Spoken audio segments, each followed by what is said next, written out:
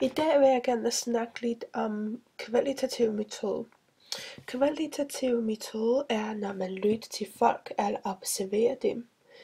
Man bruger den kvalitative metode, når man ønsker at være mere sikker på, at det er de rigtige forklaring, når man har fat i og ikke er helt sikker på, at man kender alle mulige svar.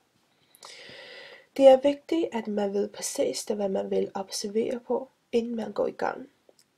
Det kan man gøre ved at lave nogle kategorier, der er opstillet i et skema. Fordelene ved observation er, at man ser, hvad folk faktisk skal gøre. For eksempel, hvilke tøj de går i, eller hvordan de taler om et bestemt produkt. Når man bruger observation som metode, er man sikker på, at de, man vil undersøge, ikke lyver om deres valg. Kvalitativ metode anvendes, hvis man ønsker at komme særligt i dybden med et emne. Herved får man mulighed for at producere en meget detaljeret og dybdegående analyse. Det kan være en fordel, hvis man ønsker at afdække nye fænomener og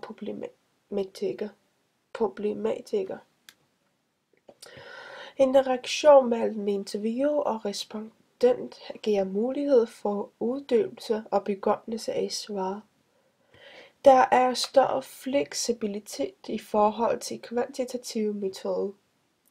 Kvalitativ metode giver adgang til ny viden eller mulighed for at undersøge et ukendt felt. En ulempe er, at det er svært at generalisere, da det er svært at få hele befolkningen med.